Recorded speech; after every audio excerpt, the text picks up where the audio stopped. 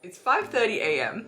It's something like minus 20 degrees outside, but I'm actually about to go outside willingly, if you can believe it or not, because today I'm going to be experiencing something I've been wanting to experience for years. And that is ice fishing. Honestly, one of the coolest experiences of my life. But wait, let's start this adventure right from the beginning. I am at Chongchun railway station. I'm about to get on my train, and in about an hour and a half, I will arrive at Chagan Lake. It's the biggest freshwater lake in Jilin province and one of the 10 largest in China, covering an area of more than 500 square kilometers. That's roughly the size of 70,000 soccer fields, or football fields if you're European. Like, I read the stats before coming here. I knew it was going to be a very big lake, but actually standing here for myself, it is completely different. It is just so big, I cannot see the other side of this lake. And I guess that's not that unusual. I've been to big lakes where you can't see the other side of it before, but this isn't water, it's ice. So it's very, very different, and it's a view that absolutely takes my breath away. And another thing that's kind of unusual about it for me is it's just silent. Eerily so, actually. Anyway, according to archaeological discoveries, ancient humans lived in this region as early as the late Paleolithic age, 13,000 years ago, and customs and traditions from this region have been passed down for thousands of years. Most famously is ice fishing, Dongbo. It's an ancient Mongolian fishing custom that still takes place here on Chagan Lake every year from December to January, and tomorrow I'm actually going to be able to experience it for myself. And as we've already established at the beginning of this video, the day starts nice and early. Those are little foot instant heat packs I'm putting on there. I'm gonna be on the ice for hours, so I'm taking all the precautions. 喂，你好，起来了吗？起来了。我再有5、6分钟就到的了。好的，好的，那我出来吧。 The problem I had when organizing this trip is there's not too much information online about how to organize this, where to stay, how to get onto the ice. I mean, this lake is massive. Where do I find where they're actually winter fishing? So I definitely took advantage of that first taxi in this town. When I got off the train, got into the taxi, I asked all the questions of the driver. He's a local, he knows all about his hometown, and he's actually offered to pick me up. For a fee, of course. He's gonna be taking me around today. He's gonna be driving me. 你是哪国人？澳大利亚的。澳大利亚。I'm with my driver. We're in the car. We are on our way. It is absolutely pitch black. I didn't really think this through, I have to admit. I don't know whether I'll actually be able to see anything at this time of the morning on my camera.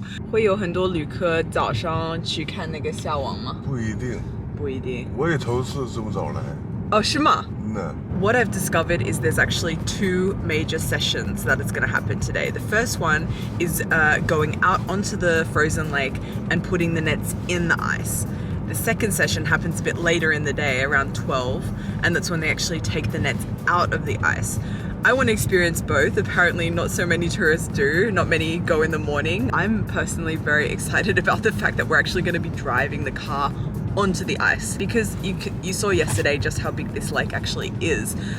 You can't just walk and find where they're winter ice fishing. You have to kind of meet them at the entrance to the lake and then go out with them. The problem is no one really knows exactly what time each day they arrive. Every day is a little bit different.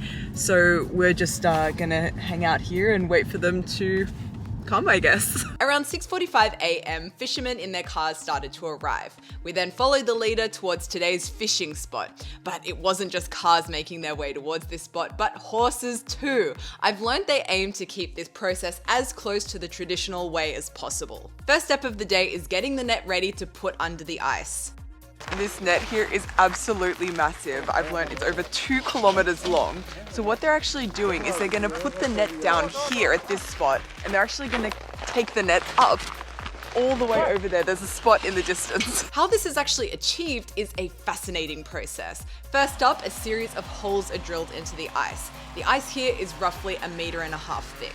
They drill a hole every 50 meters or so, and they'll keep doing that until they've drilled holes the entire way around a circle with a diameter of 2 kilometers. Meanwhile, another team gets to work expanding the main hole using a traditional ice pick. Eventually, they'll use this long piece of bamboo to thread the rope of the net into the next hole they drilled 50 meters away, and these guys will continue like that around the entire outside of the circle until the rope reaches the other side of the circle 2 kilometers away. Meanwhile, back at the mother hole, the net is being lowered slowly but surely, meter by meter, until it's completely submerged underneath the ice. In other news, the diggers have reached the other side of the circle and are now working on digging the hole that the net will eventually come out of. It was around this time, 10 AM or so, that the first tourists started to arrive. I just find it so hilarious they've driven a taxi into the middle of this ice here. I've definitely learned that if you have any intention of coming here to see the ice fishing, you really need a car, whether you hire a driver, whether you drive your own car here, whether you get a taxi like these guys over here, you really need a car. Firstly, if you want to see it from the beginning, there's a lot of waiting around in the car. I kind of go out for 10 minutes, have a look, get back in the car, warm up. But also, it's a huge lake. If I was just to walk out here, I'd be frozen by the time I got here. So it's just past 10 AM and in the last few hours, this has really been built up here. I mean, we've got public toilets coming in on the back of cars. We have grills being set up here with sausages and grilled fish and everything. We have sleigh rides. It's like a little portable fair on ice here. Very exciting moment here right now. The yellow rope has just appeared out of this hole here, which I guess means it won't be too long until the net appears, hopefully full of fish. Actually, I just learned something very interesting when it comes to the sustainability of this situation that's happening here. So because they want to preserve this tradition for future generations, the local authorities actually impose a limit on the amount of fish that's able to be fished per year here. It's 1.5 million kilograms, which sounds a lot, but it's actually around 1% of this lake's total fish capacity. The moment the net appeared was a really exciting moment, especially after having seen the effort it took to get it here. So of course, since the net has started to come out, there's a big group of people here with their phones excitedly waiting to capture the moment that the fish come out, but they don't know what I do, which is this net is over 2 kilometers long. I think we've got to wait quite some time before we start seeing some fish. At least that's my prediction. So it would seem I was right. It is now 12:06. It's over an hour and a half since the net has actually appeared on the surface.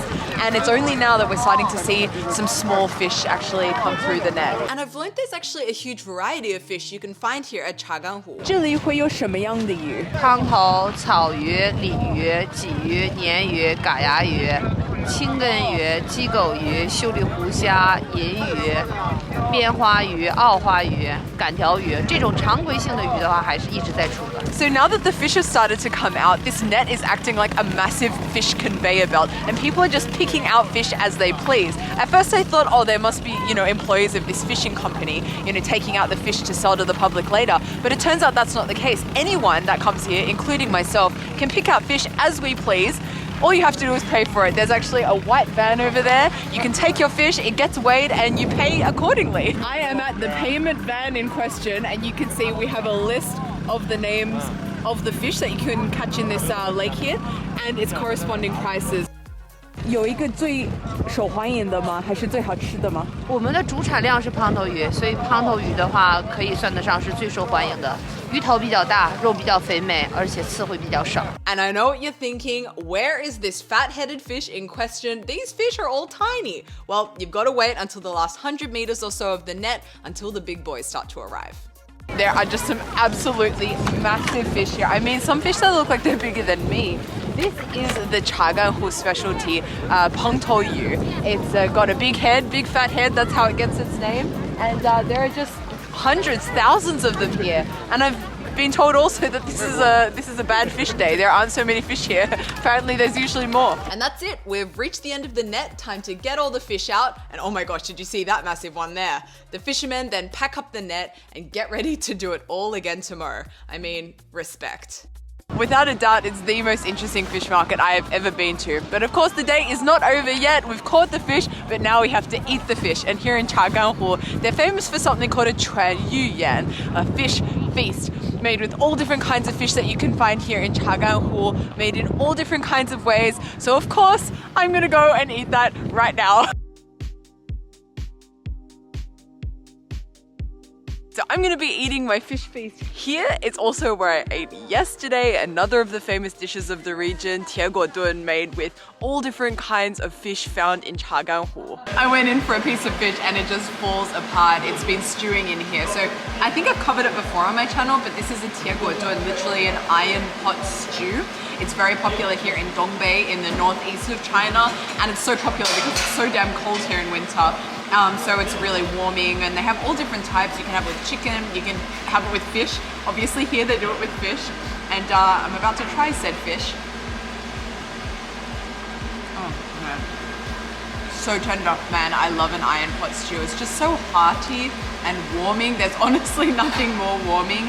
Also got a lot of cabbage in here, another typical vegetable of the region, because historically here in Dongbei it's so damn cold, you can't grow anything, so they store things like cabbage and corn, so you'll see those vegetables popping up a lot in the cuisine, and you find it in this. Something else to know about dun is it's usually served with these corn cakes, and here is no exception, but it just looks a little bit different to what I've seen before. They look like pancakes, and I've been told you should use your hands to grab it, and I've been told you can just rip it apart and eat it however you want, whether that's with some ingredients in the pot or by itself. A little bit sweet. Oh, really good.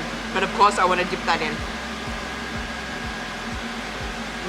In my opinion, that's how it should be done. So very happy to be eating here again today. It's also coincidentally right next to the hotel I've been staying at. Any foreigners watching this video, this hotel does accept foreigners, so you can come here and enjoy this winter ice fishing for yourself. But back to the fish feast. And just like the ice fishing we just experienced, this fish feast is also intangible cultural heritage, has a long, long history. And the idea behind this fish feast is basically offering on a table all the different fish that you can find in Chagan prepared in all different ways. But since I'm just one person, I'm just going to be getting one fish, the pangtou, the big headed fat fish head fish that we saw today on the ice, but it's going to be made in 3 different ways. One fish, 3 ways, and any leftovers I'll take back to Chongchun this afternoon. So let the fish feast begin, and it must have been a big fish because we've got 4 whole dishes here instead of 3. 这个是用汤头的鱼头酱炖，渔民做法酱炖的。这个是用鱼肉段，汤头鱼刺最少的那一部分做成了糖醋鱼肉段，酸甜口的。这种的话是汤头鱼尾，鱼尾用油炸起来的话，比外酥里嫩，特别好吃。这种的话是鱼汤泡菜，炖鱼的老汤浇上青菜，翻滚起来泡饭吃是特别香的。 Oh my golly gosh, like I knew this was a big fish. I saw it on the ice earlier today, but seeing it in front of me as 4 separate dishes of food, it's absolutely massive. So I'm thinking, how about we start with the head and work our way down? Here we have our fish head. I understand why they call it big fat-headed fish, because this is a really, really fat head. And it's got a lot of meat on its bones. This is just pure fish meat there. Yum. So tender. There are no small bones in there. I mean, check out the size of these bones on this fish. You can very easily get your meat out through it. So one thing I haven't really been able to get used to living in China over the years is the tiny bones in fish, and that locals seem to be able to fish out just like magic. They put in a mouthful of fish and out come a handful of dry bones. I can't do that. And I grew up eating things like salmon steak, no bones. So to sit down with this fish, I have to say, from a foreign mind, it's so relaxing just putting a big hunk of flesh in my mouth and not having to worry about fishing out the bones. It's a very relaxing experience. And that's not even taking into account the taste or the texture of this fish itself. It's beautiful, it's fresh, it was caught earlier today. Look how white and juicy that looks. It falls apart in the mouth. And the sauce, it's like a gravy that kind of reminds me of the dun gravy that they use here in Dongbei. It's hearty, it's amazing. And I mean, fish head, the best texture of the fish. People love the fish cheeks. And when you have cheeks as juicy as these, I mean, there's no fighting over who gets it. Now let's try our sweet and sour fish pieces. I have to admit, I have been looking forward to this dish. It's a dish I already know I'm gonna love. It's deep fried, it's sweet and sour. I say it and I say it again, I'm a bit of a typical foreigner in that sense. It's just a nostalgic flavor for me. And look how golden and delicious and glazed it looks. I mean, what's not to love? Juicy fish, crunchy on the outside, sweet, tangy, delicious. Again, no bones. Yeah. And I feel like I can enjoy this even more because I know exactly where it comes from. I saw it come out of the ice today.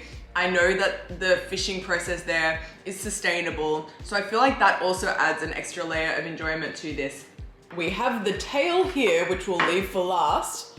So I guess we'll go in for this one here. Now time for a veggie break. We have fresh lettuce here. We have cabbage inside as well. Also got lots of spring onion here as well. Let's go in and try some of these veggies. Whoa. I was not expecting this reaction because usually the token veggie dish on the table is on the plainer side. It's a bit of a palate cleanser, but I'd say this is the exact opposite. This is the first dish of any of the dishes I've had yet that I've had to go in for a bit of rice. I really feel like it needs a little bit of, you know, toning down with some rice because it is just so packed full of flavor. It's actually that soupiness, that stewiness on the bottom there is the same sauce that they use on the fish head, that gravy. So it's basically vegetables in gravy. And you've also got all this onion in there as well that's adding this like intense onioniness. Wow, it's amazing, but I don't think I could have more than a few pieces of lettuce. I never thought I'd have to pass on the vegetables to cleanse my palate with some deep fried tail of a fish, but here we are. And that's exactly what we're gonna be eating, deep fried fish tail. We have the actual tail here. And I am a fan of a fish tail. Oh, it's perfect. It's so crispy. It's like a chip. One of my favorite parts of the fish, for sure. Let's try one of the more meatier pieces. Oh my goodness. Yum. I mean, the sound speaks for itself. It's just so crunchy. And what I also really like about this is it's not overwhelming on the heaviness and oiliness. It just feels really light. That fish inside is so succulent and perfect. Man, this is so good. But I'd say to get the full feast experience, come here with a big group of friends so you can try all the fish and all the dishes on offer. And just like that, I am back at Chagan Lake station, about to get on my train back to Changchun. But of course, I'm not going home empty-handed. I have 2 bags of fish here, which I'll be eating over the next few days. But a big thank you to everyone for watching this video. This was just the most amazing experience. Would recommend it to everyone. I hope this video will enable people to understand a bit more the process and how to actually come here, where to stay, how to get onto the ice, because for me, I would have loved a resource like this. But yeah, that's gonna finish our video for today. I'll see you next week. I've got another Dongbei adventure coming. We're going out somewhere very, very cold. So stick around to next week to see where we go. Bye guys.